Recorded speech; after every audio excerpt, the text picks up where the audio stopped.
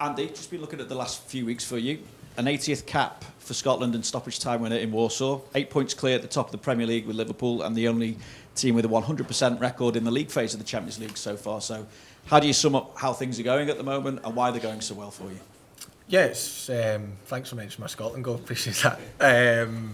No, it's been good so far. Obviously we're sitting nicely in both competitions, but we're allowing probably other people to maybe look at it a bit more than us. We're just focused on tomorrow night, but of course winning games and things like that brings confidence, and I think you can see that within the team just now. I think we're all playing with confidence. We all believe in what we're doing, and I think that can only help with results, and that shows you with the two positions that we're in. But we also know that there's a long way to go in both competitions, and it's not time to get carried away.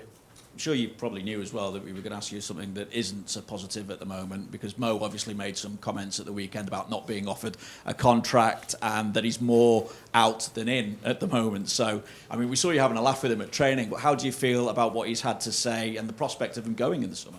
I thought that was going to be your first question, to be fair. You have a bet on that as well. Yeah. Like, honestly, for us as players, it's nothing that we can really get involved in. All I can say is, you look at Mo today, you look at Mo yesterday, he's the ultimate professional, and in fairness, it goes for all three of them. Mo, Virgil and Trent, who are all in similar positions. Every one of them is so focused on, the next game and training and preparing properly, and, they've been leaders this year. That's the way they've done it. And I think if, for us within the changing room, I think if they can do that, then, we kind of do that, and we don't get distracted by anything else, and they're not getting distracted, and I think, we're all just excited for the game tomorrow night. You kind of touched on it as well, saying there's still a long way to go, but Mo also said that he's fully focused on winning the Premier League and Champions League this season. Having already been part of teams that have done both of those, what do you see in this group that makes you think you could win one or both this season? Yeah, look, I think what we've shown is that we can win football matches so far in this season, but I also think there's a long way to go, and we have to. I think, like you says, there's a few of us that have got the experience of winning both, and I think you need a consistency, you need a bit of luck along the way as well in terms of injuries and form and things like that. But so far we've had that. We've had good performances, and maybe when we've not been at our best, we've still found a way to win, which is good. But we're only 12 games in the Premier League, 4 games in the Champions League, and I still think there's a lot of football to be played, and there'll be a lot of twists and turns and things like that. But when you're in a good moment, you have to try and keep going and try and build that momentum, and I think that's what we've been quite good at so far, and we have to try and continue that, because we know we've got big games coming up, and if we can get results in them, then our position can strengthen. Apologies. Andy, there's probably been more high-profile games against Real Madrid than this one in recent seasons, but for the development of this team, do you think a win over a team as strong as Real Madrid is still an important stepping stone?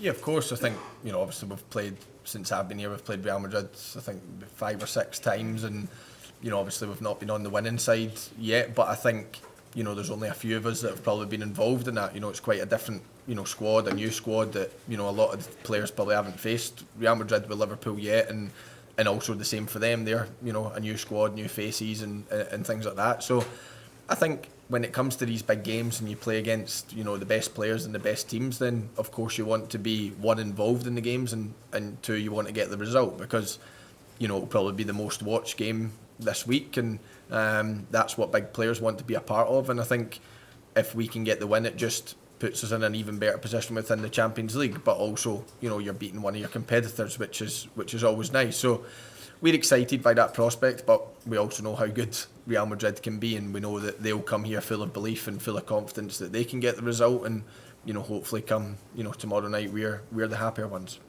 And as someone who's been here a few years and won everything, does your leadership for the group become more important now, given the situation that the team is in as we stand this season? Yeah, of course. Like I says, there's only a few of us that have probably experienced success as in the two probably big trophies, and we all have to dip into that, and we have to help the new players, the younger players and things like that, because it can be quite easy to get carried away and start looking too far ahead. But I think we've got enough within the changing room that won't allow that to happen, and that's where we rely on probably me, Virgil, Mo, Trent, Ali, Joe Gomez, people like that have been there and done it, that can just put a cam on everything and focus on the next game, because that's the most important. So we're fully focused on tomorrow night, and then come 11 o'clock tomorrow night we'll fully focus on Man City, and then whatever happens then we'll fully focus on Newcastle. And that's just the way we work, and we've always worked, and I think that's what will work best for our changing room, and obviously we are key to that. And you just think, do any of the lads who played in 2018 and 2022 still feel as though you may owe them one though for what happened? It must have been one of the low points in an otherwise high career. No, I don't really look into owing people one or revenge or anything like that. I think both games were different. I think 2018 was so important for our journey. I think nobody really expected us to probably be in the Champions League final that year, and it gave us the belief that we could compete in that tournament again and go on and then win it the next year, which was so important. I think 2022 obviously hurt a lot more at the time. I thought we played well in the game. I thought we, dominated the game, and their goalkeeper was man of the match, which probably tells you a lot. But they do what they do. There's a reason why they've won the competition the most out of any team. But there's not, I think the squad is too new. I think their squad's too new, and we're just looking at tomorrow to try and strengthen our position at the top of that table, because we know how important finishing in the top 8 can be in terms of seeding for the last 16 and not having a playoff and things like that. And that's that's all we're focused on. It's just, don't worry, I got it. Don't worry. It was a little bit quiet, but I got it. Don't worry. I think the question's about Trent. No, look, Trent's like I said, one of the closest friends I've got in the changing room. We've kind of went on the journey together. He's obviously a fantastic footballer, fantastic person, and I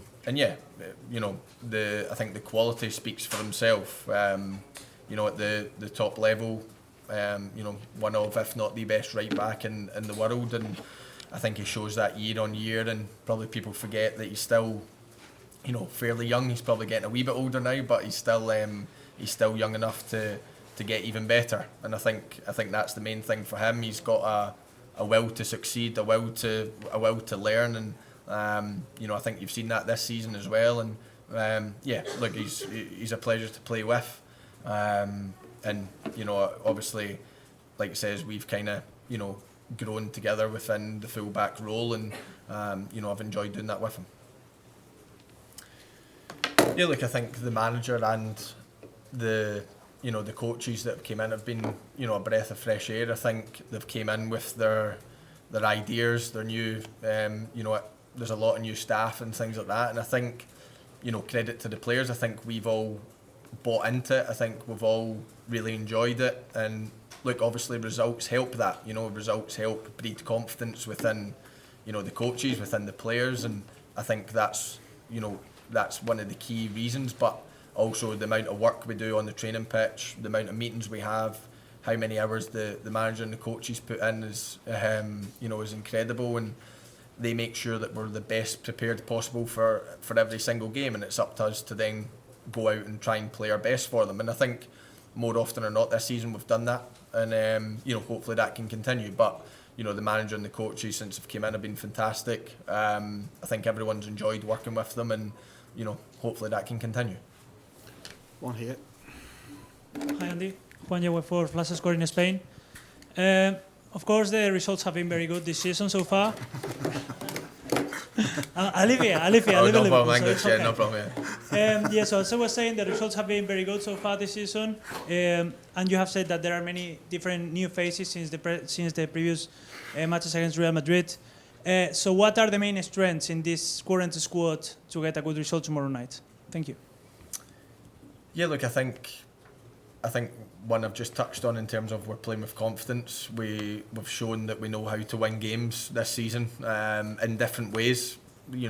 On Sunday we've obviously had to come from behind, probably not our finest performance, but we managed to find a way to win. And then other times we've been able to keep a clean sheet. Other times we've been pretty comfortable in games. So I think the confidence that the players are playing with can help, because going into a big game, you want to be confident, you want to feel good about yourself, and we believe in what we're doing. So I think that is what we go into every game thinking. You know, we believe that we can cause any team problems, and we can try and get the best out of each other, and we've shown that quite a few times this season, and you know, hopefully we can show that tomorrow night, because you know, there's no bigger task than playing against Real Madrid, and we'll have to bring our A game to try and get anything out of the game, and if we do that, then you know, I believe we've got enough on the pitch that can cause them problems. And after the last one at the back, because we got the Liverpool manager waiting to come in.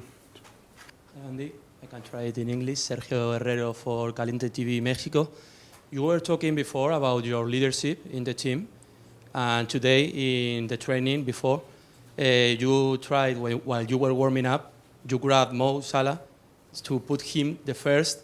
I mean, you know him very well. How does he feel? I mean, you know him well. Is he like maybe a little bit sad because of this situation? He didn't look sad to me. Mo comes into training every single day with a smile on his face. He is in the gym working as hard as ever. He's on the training pitch working as hard as ever. So, you know, in terms of that, he's one of the happiest people in the training ground. That's for sure. He enjoys every moment of being in there, and I think that can tell. I think if you can find me a picture from training today where he looks sad, then fair enough. But I think he looks happy at all times, and I think he's such a focused individual that, you know, he'll be focused. He'll be in his house now, probably focused on tomorrow night, and that's the main thing. That's what all good players do. That's what all the best in the world do, and Mo certainly falls into that category.